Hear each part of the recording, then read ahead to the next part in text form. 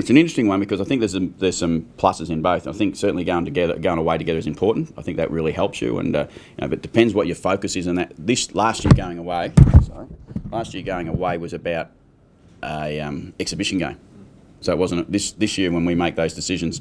It will be about a conditioning focus, and that's what we will do. We will do something that will allow us to get ourselves in the best condition. Our biggest problem is that we're a month later starting.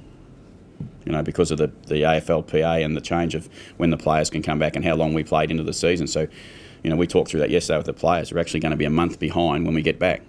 And that seems we've got to catch that up. So we've got to look to ways to try and get some of that and cram some of that into our pre-season, because we can't afford to go backwards. We have to go forwards with our pre-season. Last year we felt as if we probably had the ability to get to about a 70-80% of what we would consider a max pre-season, because our group would come off a lot of surgery and we weren't ready for that. We were quite young. Well, this year we want to take that to another level and hopefully improve again in that area. Do you have the budget at the footy club to actually take them overseas to the much famed altitude training camp sort of stuff? Well, that's not even on your radar. That's Burjo's call. Burjo's a little bit more into heat, than altitude, and I trust him with everything I've got. That his results were amazing, and if he wants us to do certain things, we'll be able to do that. And usually in a club like ours, you get player support to do that stuff.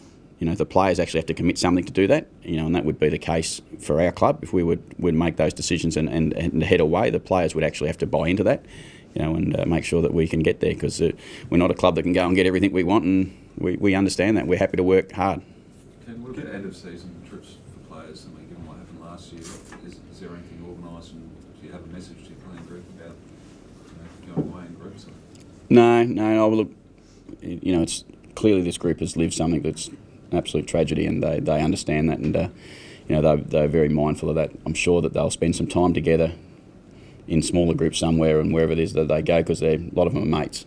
So it's like anyone going away with your friends, you go away with them and you spend some time, but there's nothing organised from certainly from a football trip point of view is not something we want to do, and the club don't want to do it either. So the players will spend some time together. They'll enjoy each other's company. I'm sure Ollie will go back to Echuca, and someone will go somewhere else, and some will go overseas, and because it is their time, it's their holiday time. They're entitled to have a bit of a spell, and hopefully they can have let's hope they have a really, really good time this time when they're on the holidays, and they can come back really excited about football.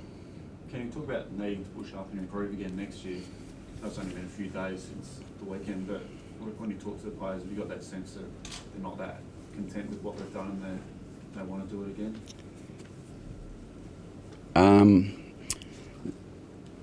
That's the easy answer. Is they say yes. That's the easy answer. I'll tell you when we train. That's what I'll tell you. Is are we physically prepared to push ourselves like they did last year, and better and harder to see whether they really want to keep on improving. Any club in the AFL right now, if you ask them when they're finished, they'll say yes, we want to work hard and we want to do more, because that's what they say. Proof is in behaviour, and I've said that early this year. What we give is what we'll get. Last couple, everyone. Who do you think's going to win the flag? This year? Friday night's game's a big game when the Hawks and the Cats go at it. We're not sure. I mean, the Cats have the wood on them up until this point in time. The Hawks look like they're in really healthy position and ready to go. I think Dockers and Sydney game is going to be a real brutal game, but I like what the Dockers have done all year, and I think perhaps Sydney have run into a few injuries. So I'm probably tipping the Dockers to make it through to a grand final, and the other game I've got no idea. I have got no idea, and whoever gets there, it'll be a ripping grand final. I know that, and that's some stage we get to be a part of that. So you won't make a call on the Geelong Hawthorn game? No, it's tipping football is fraught with danger. It just gets you in trouble. I mean, do it every week. Yeah, I know, and it gets you in trouble every week. Everyone says, let's look at us. We couldn't win our first final. We weren't anywhere near getting in our second final. I mean, yeah, we lost the second final, but no one thought we could. Footy's really brutal. If you ask me to go on the record, I'll say today, I'll go with Freo to win, because I think they're most likely to get through. All good. Good one. Thank you. Thanks, Ken. Thanks, Ken. So. Thank you.